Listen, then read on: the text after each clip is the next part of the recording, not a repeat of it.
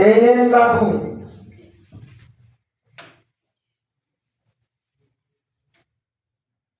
তোদের খবর টবর সব ভালো তো? আমাদের খবর ভালো হবে না বেলা কেন? চারিদিকে যেভাবে আপনার গুণগান চলছে, চারিদিকে তো আপনারই সুনাম। তাই নাকি? জি বাবু। আচ্ছা, আজকে নিউজ পেপারটা দে তো।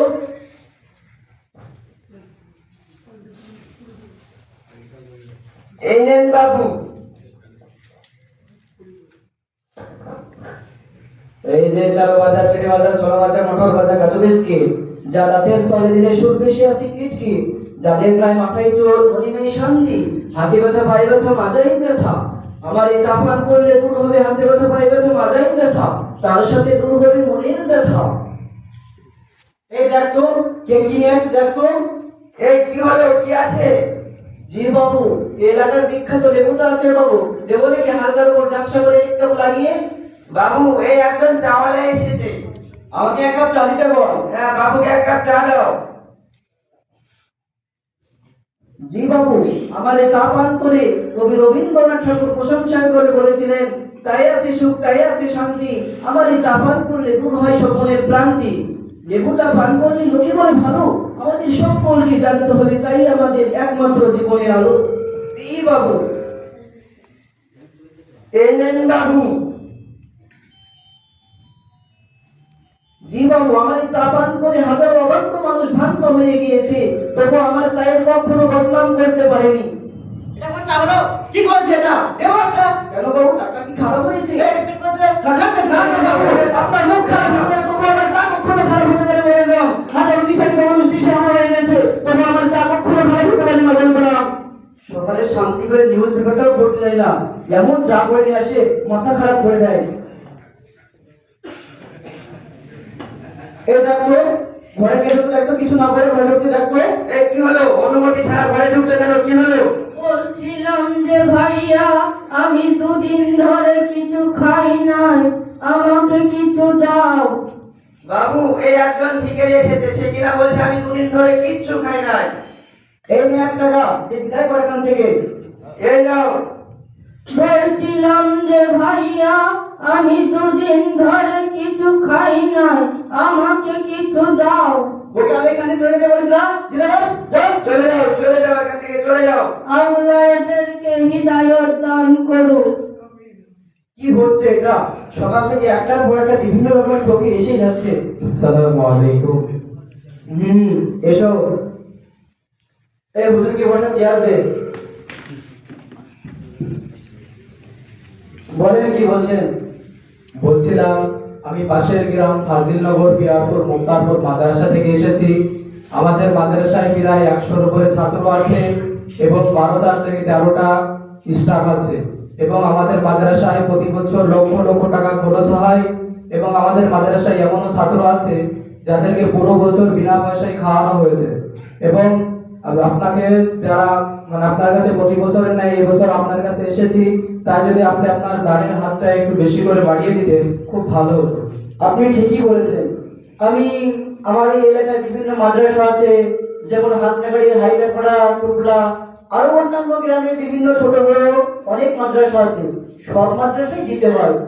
আর আমার গ্রামে একটা মসজিদ আছে, ওই মসজিদে চাঁদা দিতে হয়, ওরা প্রত্যেক মাসেই আসে। তাছাড়া আমার গ্রামে একটা জলসা হয়, ওই জলসাতে বিয়ারি খরচটা পুরোটাই আমাকে দিতে হয়। আপনি এসেছেন প্রত্যেক বছর নাই আসেন, তো কিছু টাকা লিখেন। বলছিলাম যে বাবু, এই বছরে জিনিসপাতির খুব দাম বেশি, তাই বলছিলাম 300 টাকার জায়গায় 500 টাকা করে দিলে হতো না? আপনাকে 300 টাকা দেবে বলে ভাই আছে, কত লাগবে যান এখান থেকে। আল্লাহ আপনাকে হিদায়াত দান করুন।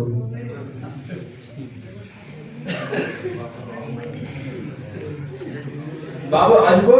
আরে টিপু রে, আয় আয়। তোদের খবর টবর সব ভালো তো? হ্যাঁ বাবু, খবর ভালো হবে না বা কেন? চারিদিকে যেভাবে আপনার সুনাম চলছে, তাতে খবর ভালো না হওয়ার কি আছে? তাই নাকি? তো হঠাৎ করে আমার কাছে কি মনে করে আসলি? বাবু, সামনে 1 জানুয়ারি আসছে, সেই উপলক্ষে আমরা একটা অনুষ্ঠান করতে ভাবছিলাম, তো কোন জায়গায় বলা যায় বাবু? ও নিয়ে তোদেরকে টেনশন করতে হবে না। ওই যে আমার বাড়ির পাশে যে একটা ক্লাব আছে না, ক্লাবের সামনে যে মাঠটা আছে, ওই মাঠটাতেই হবে। বাবু কিছু না মনে করলে একটা কথা বলতাম। কি বলবি বল। যেখানে অনুষ্ঠানটা হবে সেখানে একটা মাদ্রাসা আছে, মসজিদ আছে। ওখানে মাদ্রাসার ছাত্রদের একটা পড়ার ব্যাঘাত করতে পারে। তাই বলছিলাম ওখানে অনুষ্ঠানটা না করলে ভালো হতো না? তুই আমাকে বেশি জানিস? ওরা তাদের পড়াশোনা করে কি করেছে? পৃথিবী উল্টে দিয়েছে? কি করেছে তুমি পড়াশোনা করে?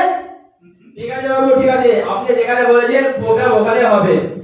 ঠিক আছে, তো তোর ড্যান্সের পার্টি কোথায় থেকে নিয়ে আসছিস? বলিয়ে চিন্তা করবে না বাবু, এই টিঙ্কু আছে না, টিঙ্কু সুদূর বেঙ্গল থেকে ড্যান্সার বাড়ি নিয়ে আসবে। এমন দেবে না পুরো ঝাঁকা ঝাঁকা। কিন্তু বাবু, আরে কি কিন্তু কিন্তু করছিস? কি হয়েছে সেটা বল। বলছি বাবু, একটা অনুষ্ঠান করতে তো প্রচুর টাকা খরচা হয়, তাতে আবার ড্যান্সার পার্টি নিয়ে আসবো, ওখানে অনেকটা খরচা আছে। যদি আপনি কিছু সাহায্য করতেন। চিন্তা নাই, তোদের এই বাবু আছে না, কত লাগবে বল, কত লাগবে বল। বাবু, যে ড্যান্সার পার্টিটা নিয়ে আসবো না, ওখানে মোটামুটি মতো 1.5 লক্ষ টাকা মতো খরচ আছে। ওটা দিলে হবে বাবু, বাকিটা টিঙ্কু সামলে নেবে। এই 1.5 লাখ টাকা লিখে দে তো। জি বাবু, দিচ্ছি। বাবু, ওই প্রোগ্রাম নিয়ে আপনি কোনো টেনশন করবেন না, ওই প্রোগ্রাম আমি একাই সামলে নেব।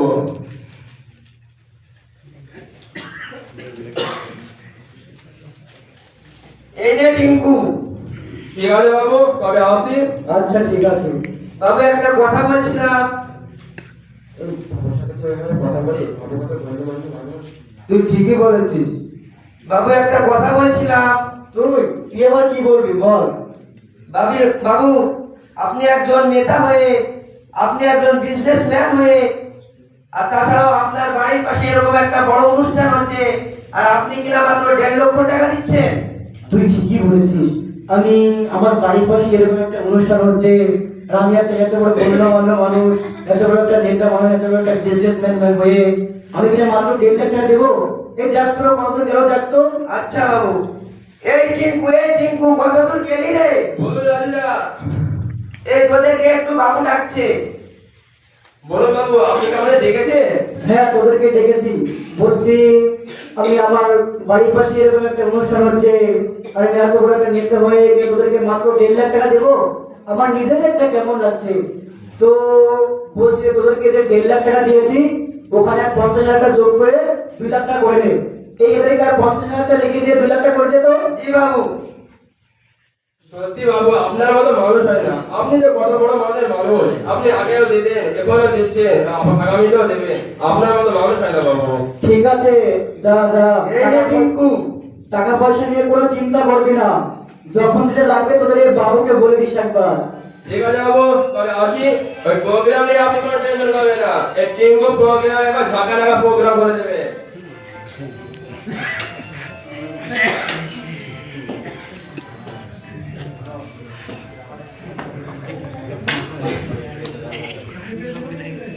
বলছিলাম যে বাবা, আমার শরীরটা খুব খারাপ করছে, আমাকে ডাক্তারখানায় নিয়ে চল না।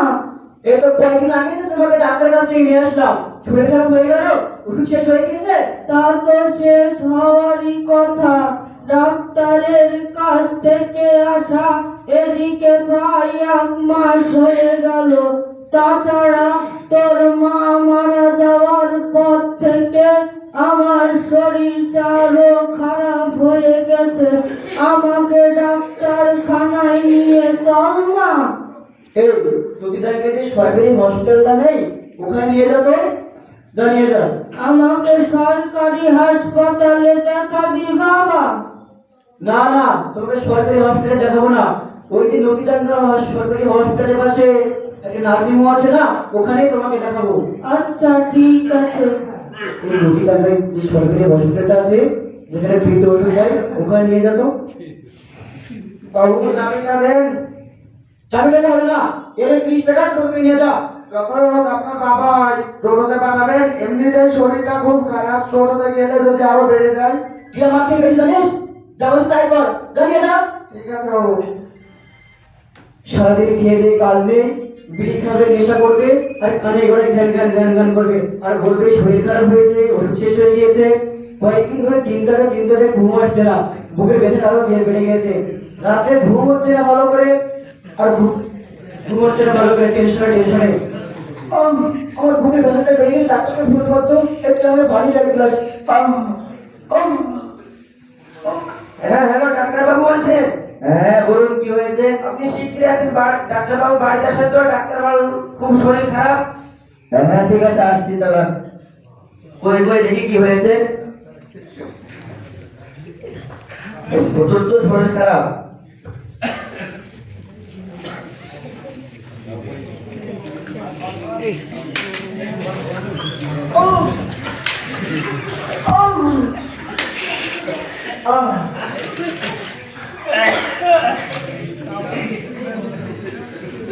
সরি, আমি ওনাকে বাঁচাতে পারলাম না। এই যে আমাকে ক্ষমা করবেন আপনারা।